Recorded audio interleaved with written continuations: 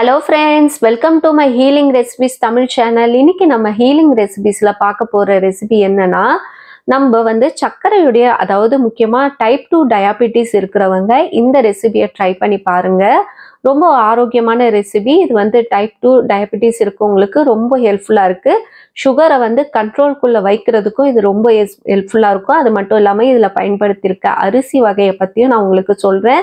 இதோடைய பெனிஃபிட்ஸ் எல்லாமே இந்த வீடியோல நான் சொல்லியிருக்கேன். வாங்க இதை இப்போ எப்படி செய்யறதுன்னு பார்க்கலாம்.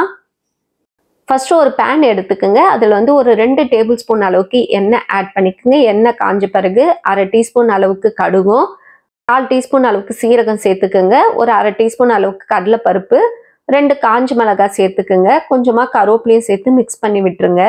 இப்போ இது கூடவே ஒரு 2 வெங்காயத்தை பொடியாக கட் பண்ணி சேர்த்துக்குங்க. அது கூடவே காரத்துக்கு ஒரு 4 பச்சை மிளகாவை ஆட் பண்ணிக்கோங்க. பச்சை மிளகாயில் நான் உள்ளே இருக்க விதையெல்லாம் நீக்கிட்டு ஆட் பண்ணியிருக்கேன்.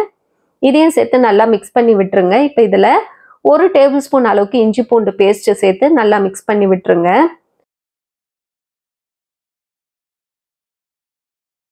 இப்போ இதில் ஒரு தக்காளி, சின்ன சைஸாக ஒரு தக்காளி சேர்த்து நல்லா வதக்கி விட்டுருங்க. தக்காளி வதங்கும் போதே ஒரு 1/4 டீஸ்பூன் அளவுக்கு மஞ்சள் தூளும் தேவையான அளவுக்கு உப்பும் சேர்த்துக்குங்க.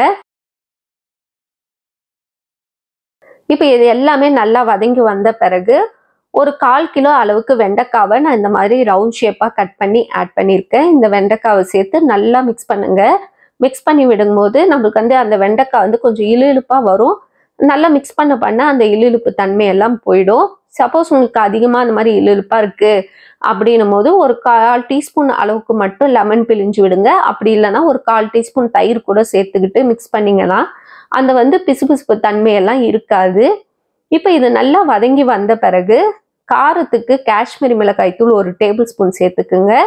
1/4 டீஸ்பூன் அளவுக்கு கரம் மசாலா பொடியும் 1 டீஸ்பூன் அளவுக்கு குழம்பு பொடி சேர்த்துக்குங்க. அப்படி இல்லைன்னா சாம்பார் பொடி சேர்த்துக்கிட்டு தேவையான அளவுக்கு உப்பு ஆட் பண்ணிக்கோங்க. இப்போ இது எல்லாத்தையும் நல்லா மிக்ஸ் பண்ணி விட்டுடலாம். இந்த வெண்டைக்காய் வந்து நல்லா குக்காகி வரணும், ஒட்டாமல் நல்லா உதிரியாக பொரியல் மாதிரி வரணும்.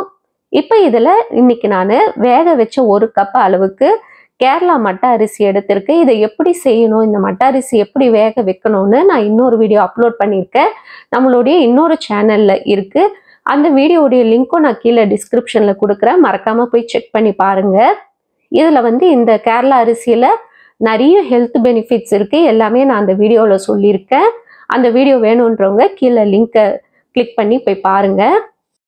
அவ்வளோதான். இப்போ இந்த சாதத்தை சேர்த்து நல்லா மிக்ஸ் பண்ணி விடுங்க. 1 கப் அளவுக்கு வேக வச்ச கேரளா மட்டை ரைஸ் சேர்த்து மிக்ஸ் பண்ணி விடுங்க. இது உடையெல்லாம் செய்யாது. ஸோ நீங்கள் நல்லா தாராளமாக மிக்ஸ் பண்ணி விடுங்க. தேவையான அளவுக்கு கொஞ்சமாக கொத்தமல்லியை பொடியாக கட் பண்ணி சேர்த்துக்கிட்டு நல்லா மிக்ஸ் பண்ணி விட்டுட்டு கேஸை ஆஃப் பண்ணிட்டு சர்வ் பண்ண வேண்டியதான். ஒரு அருமையான வெண்டைக்காய் சாதம் நம்மளுக்கு ரெடி ஆயிடுச்சு. இதில் ஹெல்த் பெனிஃபிட்ஸ் அதிகமாக இருக்குது. நம்ம சேர்த்துருக்க அரிசியும் சரி, வெண்டைக்காவும் சரி, வெண்டைக்காவில் வந்து நிறைய ஃபைபர் கண்டென்ட் இருக்குது. இந்த வெண்டைக்காவில் பார்த்தீங்கன்னா அதிகமான நார்ச்சத்து இருக்குது. அதனால் வெயிட் லாஸ் பண்ணணும்னு நினைக்கிறவங்க இதை தாராளமாக எடுத்துக்கலாம். இதில் குறைஞ்ச கலோரிஸ் இருக்கிறதால வெயிட் லாஸ்க்கு ரொம்ப ஹெல்ப்ஃபுல்லாக இருக்குது. அது மட்டும் இல்லாமல் நம்மளுடைய ஹார்ட் வந்து நல்லா ஆரோக்கியமாக இருக்கிறதுக்கும் இது ரொம்ப ஹெல்ப்ஃபுல்லாக இருக்குது.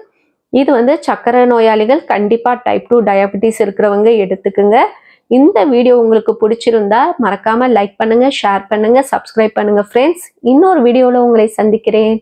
Bye bye friends.